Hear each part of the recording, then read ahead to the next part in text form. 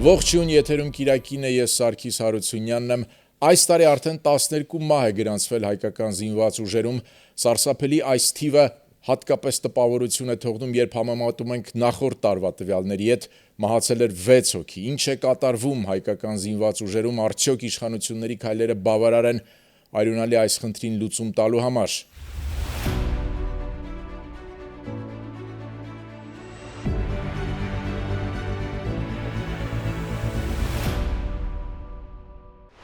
Հյուրընկալել ենք գնդապետ բրիգադի նախկին հրամանատար Գրիգորի Սահակյանին, բարև ձեզ պարոն գնդապետ, շնորհակալություն հրավերն ընդունելու համար։ Պարոն գնդապետ, ինչ է կատարվում զինված ուժերում, ինչպես է ստացվում, որ գործը հասնում է ինքնասպանության հասցնելուն, ինչ է տեղի ունենում զինված ուժերում։ Բարև ձեզ։ Դեպքերը, որոնք տեղի ունեցել, վկայում են նրա մասին, որ զինված ուժերում կան խնդիրներ։ Զորքերի ծառայության, ազնական վերաբերմունքի, հրամանատար ենթակա հարաբերությունների եւ պետք է արձանագրենք ցավոք սրտի, որ այն աշխատանքը եւ այն միջոցները, որոնք ձեռնարկվում է գերատեսչության կողմից, բավարար չեն։ Եթե լինեն բավարար, ապա մենք չենք ունենա այդպիսի քանակով դեպքեր շատ, բայց մենք պետք է այդ դեպքերը բաժանենք մի քիչ, որպեսզի ոչ թե արդարացնենք, այլ հանրությանը բացատրենք, ասենք ինչ հանգամանքներում է տեղի ունեցել եւ ընդհանրապես ինչ ձևի բնույթ են տակրում։ Որպեսզի ճիշտ դասակարգում անենք, պետք է ասենք, որ այդ դեպքերի մի մասն է կապված զինվորական ծառայության հետ։ Դեպքերի մի մասը կապված է քաղաքացիական կյանքից բերած խնդիրների հետ, ընտանեկան, ֆինանսական կամ քաղաքացիական կյանքում տեղ ունեցած խնդիրներից, որոնք եկել են մեզ մոտ։ Այո, հասկանալի է, բայց տեսեք, չգիտես ինչու քաղաքացիական կյանքում այդ խնդիրները այդչափ չեն սրվում, որ մարդիկ ինքնասպանություն գործեն կամ սպանության դիմեն, այդ խնդիրները սրվում են հատկապես կարծես թե բանակում, որտեղ մարդիկ հայտնվում են նման պայմաններում եւ մենք տեսնում ենք հետևանքները։ Համամիտ եմ, ես Սարգիս ջան, ընդհանրապես չեմ ուզում արդարացնել որևէ մեկին, դեպքերը քանի որ իրոք վատն են եւ մարդու կյանքի հետ կապված է այդքանը եւ չեմ էլ ուզում դա ասեմ, որ անմիջապես քաղաքացիական կյանքից բերած խնդիրը ինքը չպիտի բանակում, զինված ուժերում կանխարգելվի կամ այդ ուղղությամբ խնդիրներ այնպեսի իրականացվեն ուսումնասիրման, որպեսզի մենք կարողանանք ժամանակին կանխարգելենք այդքանը։ Իհարկե բանակում ինքը արտացոլում է, որովհետև բանակը փակ համակարգ է եւ այդ փակ համակարգում կա որոշակի սահմանափակումներ ինքնադրսևորման համար, որոշակի սահմանափակումներ այդ խնդիրների լուծում տալը, որպեսզի այսինքն ինչ որ ժամկետի մեջ տեղավորված լինի կամ միջոցներից ելնելով, այսինքն խնդիրների լուծում պետք է միջոցներ լինի, էլի, բայց ես հիմա մի կողմ կդնեմ քաղաքացիական կյանքից բերած խնդիրները, ավելի շատ ես կանդրադառնամ զինվորական ծառայության խնդիրները, որոնք անմիջապես մեր զինվորականների եւ մեզ վերաբերվող, որ մենք պետք է այդ ուղղությամբ բավական լուրջ աշխատանք փորձենք այլ իրականացնենք, որպեսզի մենք այդպիսի դեպքեր չունենանք։ Ինչն է հարցը։ Նայեք, զինվորական կարգապահությունը ինքնիստիկան այդպիսի միջոցառում չի, որ մենք մեր զինծառայողներին նստացնենք, ասենք նստեք, այսօր մենք ձեզ դաստիարակում ենք։ Նման հասկացողություն գոյություն չունի։ Ինքը կոմպլեքս համակարգային աշխատանք է, որը մեջ ներառում է բազմաթիվ միջոցառումներ եւ տարբեր աստիճանների մարդկանց ներգրավումը, նաեւ մասնագիտական տարբեր մարդկանց ներգրավումը, հրամանատար, բարոյականական գծով, ասենք աշխատողներ, հոգեվոր աշխատողներ, տարբեր ոլորտի մասնագետներ, որոնք հենց այդ բարոյականական աշխատանքներ են իրականացնում զորքերի հետ, բոլորը միասին մի համակարգում պետքա կանխարգել են այդ խնդիրները, որոնք տեղի են ունենում։ Հիմա եթե այսպիսի խնդիրներ են տեղի ունենում, եթե օրինակ խոսք է գնում քրեական ենթամշակույթին, արդյոք սա չի նշանակում, որ հատկապես կրտսեր սպայական կազմի իր գործը լավ չի անում կամ ընդհանրապես լավ չի անում, զորամասում թողում է ամեն ինչ, այսպես ասենք, զինվորների հույսին, ինքը գնում հանգիստ քնում է, զինվորների միջև համաձայն քրեական ենթամշակույթի ինչ որ հարաբերություններ են ձևավորվում, ի վերջո բանը հասնում է սպանության կամ ինքնասպանության հասցնելուն։ իրականում այո, մենք այսօր թերանում ենք այդ հարցում եւ մեզ ունենք այնպիսի խնդիրներ, որոնց մասին ես ուզում եմ արձանագրենք եւ խոսեմ դրա մասին, դա իհարկե կրծե սպայական կազմի միջին եւ միջին սպայական կազմին մեր բացակայ լինելն է որոշ տեղերում, այսինքն մենք ունենք որոշակի խնդիրներ կադրային, որոնք թույլ չեն տալիս, որպեսզի ամբողջական զորքերը դասակ վաշտ օղակում վերահսկողության սահմաններում սպաների կողմից։ Այո։ Դա բավականին լուրջ խնդիր է, դրա մասին չի խոսվում շատ, մի կողմից ասում ենք դե ոչ մի մարդկոց հրամանատարով կամ մի վաշտ հրամանատարով, մի գեմե դասակի հրամանատարով կստացվի ղեկավարում իրականում, բայց դա ստացվում է սահմանափակ ժամկետում, բայց եթե դա ինքը երկարատև ժամկետ է, ասենք տևում արդեն մի ամիս, 2 ամիս, 3 ամիս, 6 ամիս, կա հասկացողություն, որ ասում է կուտակվող հոգնածություն, այս կուտակվող հոգնածությունը բերում է այդ սպայական կազմին գոռության, ասենք իրանք արդեն այն թերությունները, որոնք պետքա տեսնան եւ կանխարգել են, անտեսում են, չեն տենում, մի կողմից հոգնում են, մի կողմից այլ հանգամանքներից ելնելով չեն կարողանում եւ դա արդեն ոչ թե միջապես սպաների մեղավորությունն է, այլ դա արդեն ղեկավար կազմի ղեկավարության մեղավորությունը, որ այսօր այդ ստորաբաժանումը թերի համալրված են եւ այն օղակում, որտեղ պետք է վերահսկողություն իրականացվի, զինծառայողներին վերահսկողության բացի նաեւ դաստիարակություն իրականացվի այնտեղ։ Եվ ամենակարևոր հարցն եմ ես ասում, խոսքս կիսատ մնաց, ինչ վերաբերում է դաստիարակության, որ ես ասեցի, որ չբի նստացենք, ասենք նստեք մենք ձեզ դաստիարակում, այդպեսի գաղափար չկա։ Ասենք մենք ունենք լուրջ խորքային խնդիր, ասենք որն է այդ խնդիրը։ Ասում եմ մեր զորքերը քիչ են մարտական պատրաստության զբաղվում, երբեմն չեն զբաղվում մարտական։ Պարապ են մնում ու այդպիսի խնդիրներ են։ Կարամ ասեմ, այո, շատ դեպքում մարտական պատրաստության կամ բացակայությունը կամ թերի անցկացումը շատ կարճ ժամանակահատվածում բերում է զինվորական կարգապահության անկման։ Իմ ծառայության ուսումնասիրությունները, իմ պրակտիկայից ելնելով, ես ղեկավարելով զորքս եւ ստորաբաժանումներս ինքս տեսել եմ իմ թերացման ժամանակահատվածում, որտեղ որ ես իմ տեղակալներս թերացել եք մարտական պատրաստության ոլորտում եւ այդ ժամանակահատվածում ես ունեցել եմ զինվորական կարգապահության լուրջ խնդիրներ, անկում ունեցել եւ ընդհուպ ունեցել ենք իհարկե անզգուշությամբ, բայց ես եմ ունեցել այնպիսի դեպք, որի հետևանքով մարդ համահացել, մարդ զոհվել։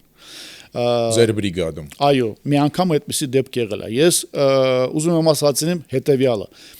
Բացի նա, որ այդ զինծառայողը ինքը թերացել է իր գործունեության մեջ, նաև թերացել է համակարգը։ Ընդամենը մի անգամ չի իրականացվել լիցքաթափման գործընթացը, վստահելով այլ ենթակայի, որ ինքը իրան պարտականության մեջ է մտնում, բայց նաև մենք ունենք այնպիսի պրոտոկոլ, որտեղ նշված է, որ բացի այդ օպերատորը, որը պատասխանատու է լիցքաթափման աշխատանքի, վերադաս հրամանատարը կամ պարապմունքի ղեկավարը, պարտադիր պետք է այդ լիցքաթափման աշխատանքը իրականացնի։ Դրա հետևանքով մենք ունեցել ենք այսպես դժվար պատը եւ ես փորձել եմ մտածեմ, տեսնամ, մտածել եմ, որ մի հատ օղակ չի եղել, որ այդ դեպքը կանխարգել էր։ Մի հատ օղակ չի եղել, որ այդ դեպքը կանխարգել, որովհետեւ այդ ժամանակահատվածում, ասենք բոլորս վերևից միջև ներքև թերացեք։ Իհարկե, ամենամեծ թերությունը եղել է այն մարդու, ով անմիջապես այդտեղ կատարողն է եղել, եւ անմիջապես բայց նաև համակարգն է թերացել։ Բայց նաև համակարգն է թերացել։ Պարոն գնդապետ, Պաշտպանության նախարարության ղեկավարությունը, երկրի ղեկավարությունը միջոցներ են ձեռնարկում, կադրային փոփոխություններ են զինված ուժերում, տեսանք, որ ռազմական ոստիկանության պետը փոխվեց, պաշտպանության նախարարը այսպես ինչպես հայտարարվում է անակնկալ այցերով, հա, մեկնում է զորամասեր, որքան հասկանում եմ, սպա հոգեբանների ինստիտուտը պետք է լավարկվի, այսինքն իշխանությունները արձագանքում են այս դժգոհություններին, բայց նման քայլերով ձեր փորձը ինչ է հուշում, մենք կարողանանք իրավիճակ փոխել, հնարավոր կլինի, դժվար կլինի, անհնար կլինի։ Ես անկեղծ ասեմ, որ նման դրվակային միջամտություններով շատ քիչ ազդեցություն ենք մենք ունենում, որովհետև դեպքերը դրանք կայծակնային դեպքերը չեն։ Այսինքն դեպքերը կան խորքային թերացումներ, որոնք ունեցել ենք տարիներ առաջ, ամիսներ առաջ, օրեր առաջ։ Այսօր մենք դիտարկում ենք հետևյալը, ճիշտ է, պաշտպանության նախարար կլինի կամ վարչության սպաները կլինեն, հանձնաժողովներ կլինեն, դա իրանց պարտականության մեջ է մտնում, նաև արձագանքել եւ դրվագային որոշակի ազդեցություն ունենա իրավիճակին եւ կտրուկ ինչ-որ փոփոխություն իրականացնել, գոնե կանգնեցնել այդ իրավիճակը, մեջև ժամանակ գտնել, մտածել եւ դրան դեղամիջոցը ճարել, էլի, ասենք որն է։ Բայց էական, ասում դեղատոմս, որը ցույց կտա, որ հատե դեղը տալիս են հրամանատարներին, որ գնացեք խմեք կամ օգտագործեք հատե այդ տաբլիցան եւ այդ աղուսակով ձեր կարգապահությունը կարգավորով չկա։ Բոլոր զորամասերի եւ ստորաբաժանումների կարելի է ասած եւ մեծամասնության ստորաբաժանումների դեղատոմսը առանձին է լինում։ Չկա մի հատ դեղամիջոց, որը պետքա ղեկավար կազմից տրվա հրամանատարներին։ Ամեն մեկը ինքը պետքա ստեղծագործե, ամեն մեկը պետքա կանոնադրության հիմքը վերցնել կանոնադրությունը եւ ըստ կանոնադրության գործունեությունը ծավալ, որպեսզի խուսափե նմանատիպ դեպքերից։ Գնահատական տալ այդ աշխատանքները չէ, մեզ կառավարման խնդիր ունենք։ Ինչ նկատի ունեք։ Ես հենց նկատի ունեմ զորքերի կառավարման հարցը, որը բերում է զինվորական կարգապահության անկման։ Ես նկատի ունեմ եւ մարտական պատրաստության դերի իջեցման, սպայական կազմի կողմից թերի ու ուշադրություն դարձնել դրան եւ ըստ այդմ որպես հետևանք զինվորական կարգապահության անկումը։ Կառավարումը ինքը իհարկե բազմակողմանի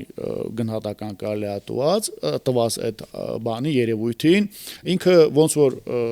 այս պահին գալիս է նաև պատերազմից էլ, որովհետև մենք դեռ չենք ապաքինվել 20 թվականի պատերազմից եկած մեզ մնացած այդ խնդիրներից եւ խնդիրներից, որովհետև սպայական կազմի հրամանատարների զգալի մասը դեր անցնելով այդ ճանապարհը տրավմա ունեն ստացած, որից չեն ապաքինվել եւ այդ թերացումներով ծառայում են եւ նույնպես թերանում են նոր ծառայության տեղերում։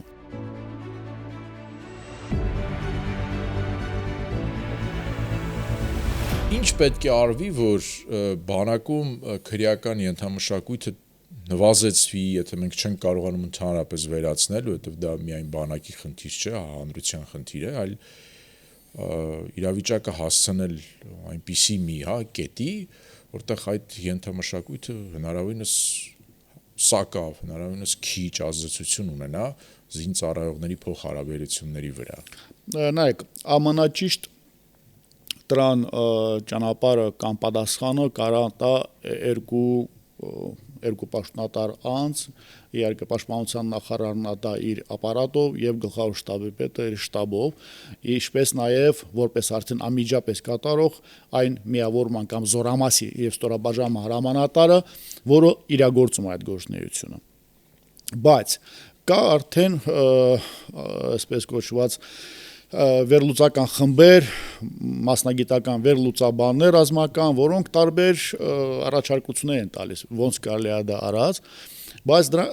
այդ նշված իմ կողմից նշված պաշտոնատար անձանցից կման ուրիշ ոչ մեկը չի կարող իրավիճակ փոխել դեպի դրական։ Ինչա պետք է արած, դա ոչ միայն զինվորականների հարցն է, թեև ես կանդրադառնամ զինվորականների մեր պարտականությունների, ընդհանրապես կարգապահությունը, զինվորական ծառայությունը եւ մնացած բոլոր հարցերի կարգավորված է կանոնադրությամբ, բայց դե կա խնդիր, որ հանրությունը հենց բանակը հանրության հայելին է, այդպես ասացված կա, էլի երևի լսած կլինեք դա, եւ այն ինչ որ կատարում մեր հանրության մեջ ինքը հայելու պես բանակում միանգամից արտացոլում է եւ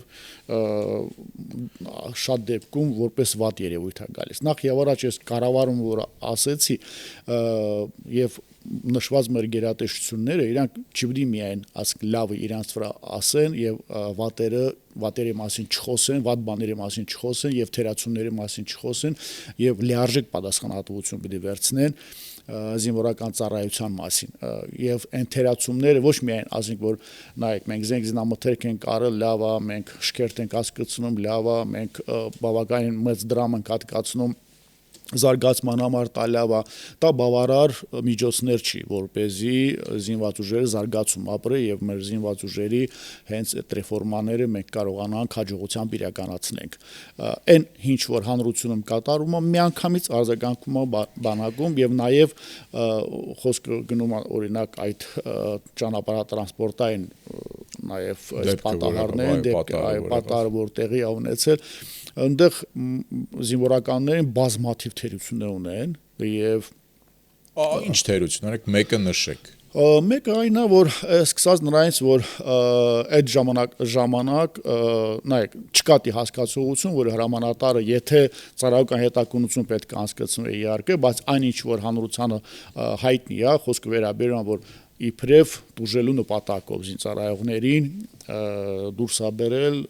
վազք ուղի եւ այնտեղ ինչ որ միջոցառումներ անցկացնելուց եղել նախ եւ առաջ հավանական է կի օրվա կարգացուցակի մեջ դասացուցակով այդ միջոցառումը գրանցված։ Ես միշտ ստիպում էի Սարգիս ջան, որ այն ինչ որ իմ հրամանատարներս պետք է անեն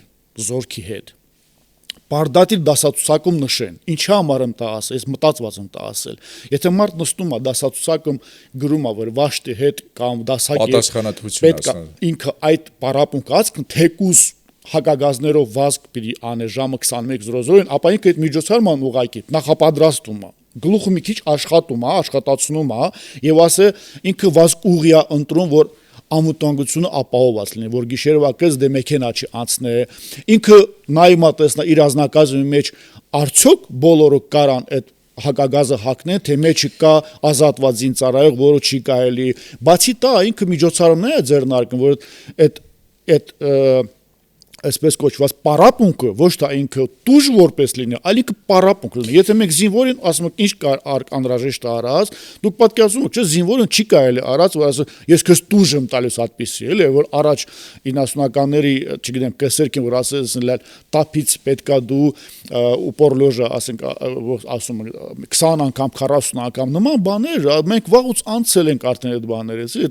այդ մին հարց, այդ մի կողմից հրամանատար, եթե ասենք ստուգը որ տեսնա որ դասացուցակում չի գրել, ապահովում միջոցառում չի, այդ արդեն կոպիտ խախտում է։ Հաջորդ հարցը ինչ վերաբերում է արդեն այդ մեքենայի վերաբերյալ, որ մեքենան այդ ժամանակահատվածում դուրս է եկել։ Իրան ունեցել է, ասենք,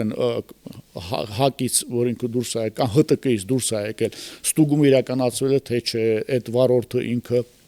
վարորդական վկայական չունի, մեքենայի տեխնիկական պատրաստությունը ինչ ա եղել, գիշերային պայմաններում երթ կատարելու եւ այլն, շատ հարցեր կա, այդ թվում դեռ ասում են ինչ որ վարորդական վկայական չունեցել եւ այլն, այդ ես բաց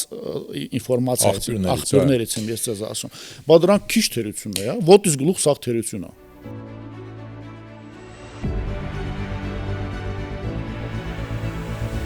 Պատերազմից հետո Հայաստանը փոխում է իր զինված ուժերը, բանակը փոխում է 5-6 տարի անցել, ինչ արդյունքներ մենք հիմա ունենք, եթե փորձենք իմի բերել։ Մենք տեսնում ենք նոր սպառազինություն, մենք լսում ենք, որ արևմտյան ռազմական փորձագետներ են աշխատում կարծես հայկական զինված ուժերի հետ։ Ինչ արդյունքների ենք մենք հասել։ Ուրեմն պետք է արձանագրենք, որ որոշակի արդյունքներ իհարկե հասել ենք, մենք հիմա գտնվում ենք հայտարարած ռեֆորմաների անցումային փուլում եւ ինքը բավականին բարդ է, որովհետեւ եթե նշենք, որ մենք ըստ կառավարության հայտարարության անցյալ տարի շատ բավականին մեծ եւ մի տարի առաջ շատ մեծ զենքզինամթերք են արել, ֆինանսներ են ներդրել եւ արել են այնքան միջոցներ, որոնք պետք է արդեն ինչ-որ արձագանք ունենա եւ առաջընթաց ապահովեին եւ ապահովեն, ապա մենք այս տարի արդեն դիտարկում ենք, որ ավելի շատ այդ միջոցները դեռ այսպես կոչված սպառազինության վերականգնման դեռ բնույթ ունեն։ Հələ որ մենք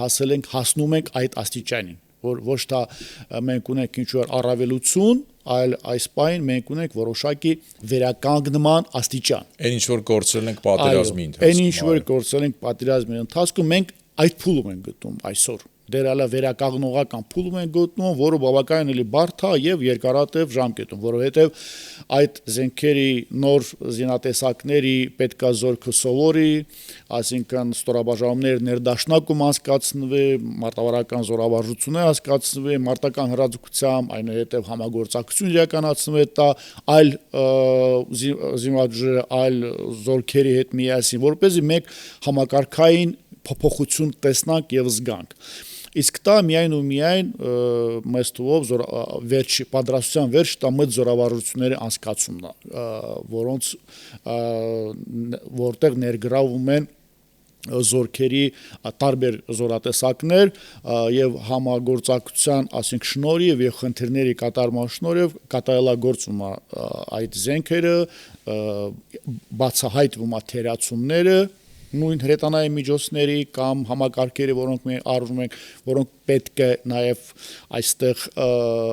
ավելի ժամանակակից սարքել եւ ըստ այդմ դրանք ներկայացում է կամ այն պետությունները, որտեղից մենք առնում ենք այդ միջոցները կամ մեզ մոտ ռազմական արդյունաբերության ասենք ոլորտում որոշակի փոփոխություններ եք մտցնում։ Մենք գտնվում ենք հիմա այդ փուլում, որտեղ դուք ուզում եք ասել, որ դեռ արդյունքների մասին խոսել վաղ է, որովհետև մենք տրանսֆորմացիոն փուլում ենք գտնվում։ Ձեզ համար դիվերսիֆիկացիա է գնում, ճիշտ է, լավ է, որ մենք որոշակի ունենք հնարավորություն, թե արդեն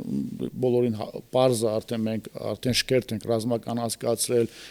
2 օր առաջ Հնդկաստանի պաշտպանության նախարարը այցելել մեզ մոտ եւ հանդիպումներ ունեցել, դա լուրջ հանդիպումներ է եւ Հնդկաստանն էլ է լուրջ պետություն, որի հետ ռազմական համագործակցություն բավականին լավ աստիճանի կբերի մեր զինված ուժերը,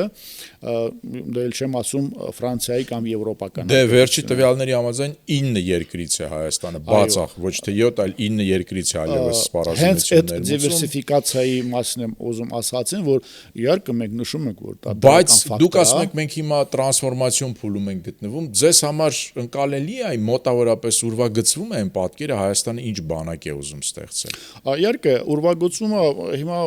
բոլորի համար պոպուլյար է խոսել, որ մենք ուզում ենք ունենալ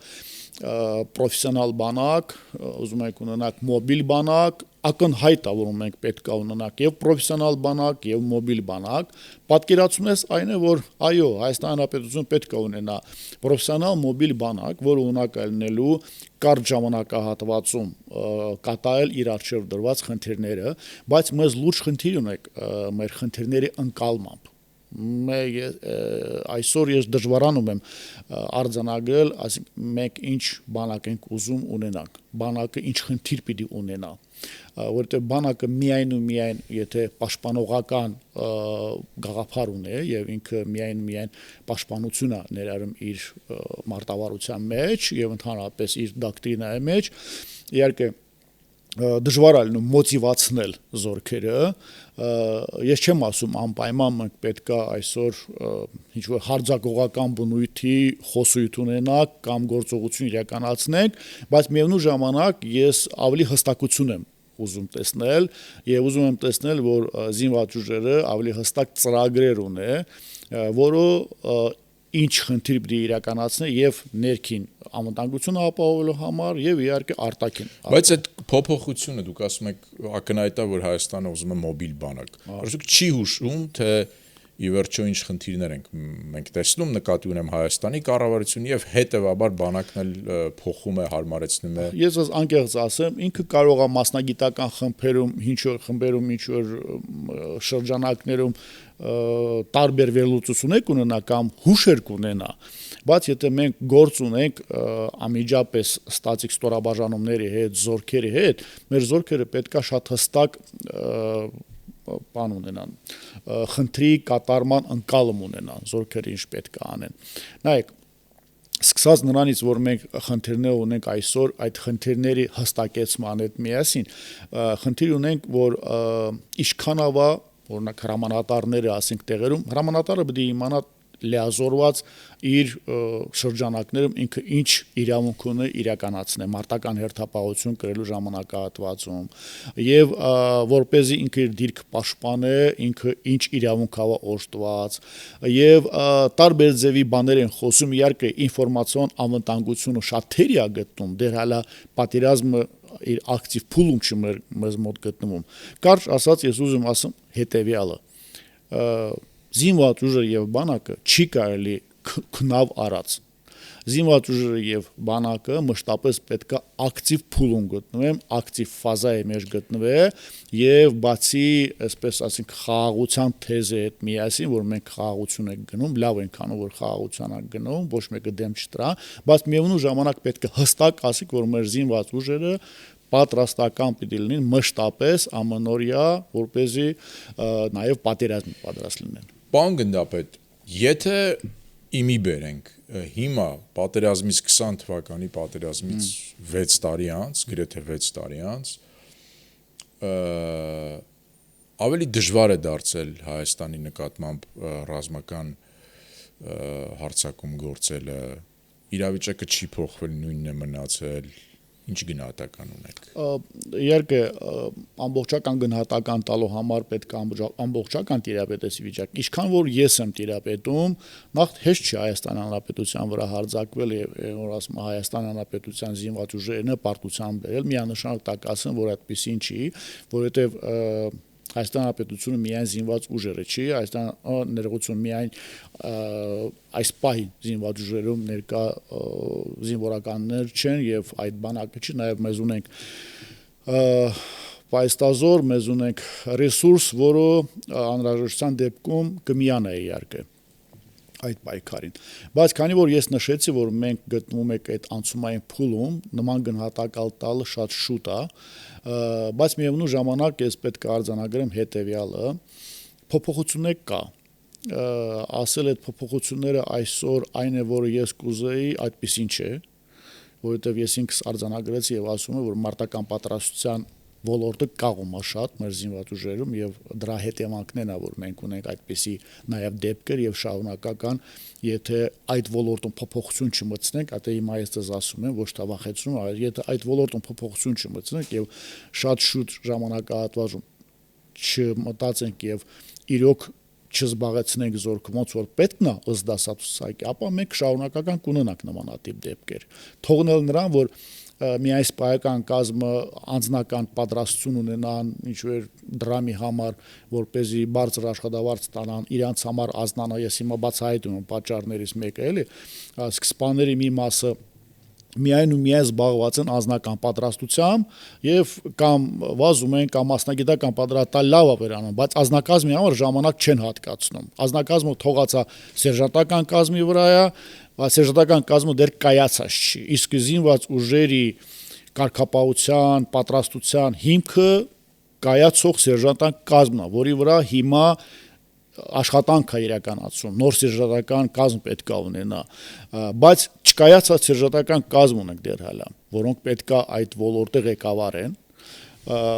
ունենք սպայական կազմ, որը դրամի հետևից վազում է եւ օրվա ընթացքում վեր ժամանակը պետք է տրամադրի իր զորքի վրա պարապմունք հասկացնի իր ասետ,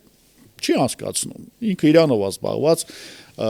տված է սերժանտին, դասակեր ամանատայ տեղական, որ դու զբաղվի, դու պարապմունք հասկացրու, բայց ինքը չի կարա այն ձևի զբաղվի եւ չի կարա ուսումնասիրի իր ազնագազմը, այն ձևի, որպեսզի ինքը արդյունքներ բերի եւ այդ զբաղվածություն չի կարա ապահով, որովհետեւ ինքը չունի այդ հեղինակությունը, նայեք սերժանտը, ես իհարկե, եւ այսօր ինչքան որ մենք չբերենք սերժանտին այդ հեղինակությանը եւ չունենա ինքը այդ դիրքը զինված ուժերում, մենք չենք կարա կարգապահություն ունենանք։ Եվ նշեցի, որ ունենք որոշակի հարց կադրային այդ այսպես կոչված միջին հրամանատարական կազմում, դա բոլորը բացական երևույթներ, եթե մենք աչքներս փակենք եւ մտածենք, որ դե այսօր չկա ոչ մի բան, ամեն ինչը նորմալ է, դա չի նշանակում, որ վաղը չի լինելու։ Մենք պետք է շուտապույտ կերպով այդ խնդիրները լուծումը տանք։ Ես որ նշում եմ կառավարման խնդիր ունենք մեզ համակարգային։ Իհարկե դրականը պիտի ասենք, որոշակի աշխատանք իրականացվում է, Վազգեն Սարգսյան ավարտած պայական կազմին մոտիվացիա տրամադրվում, այսինքն դրամ հատկացնելը իրանց որպեսզի բնակարանով ապահովեն, որոշակի արտոնություններ տրամադրվում եւ սոցիալական եւ այլն դա լավ է իհարկե, բայց դրանց համար ժամանակ է շատ պետք լինելու։ Այսինքն միջև այդ գործընթացը իրականություն դառնա, մենք տեղերում շատ պրոֆիլակտիկ աշխատանքներ պետք է իրականացնենք։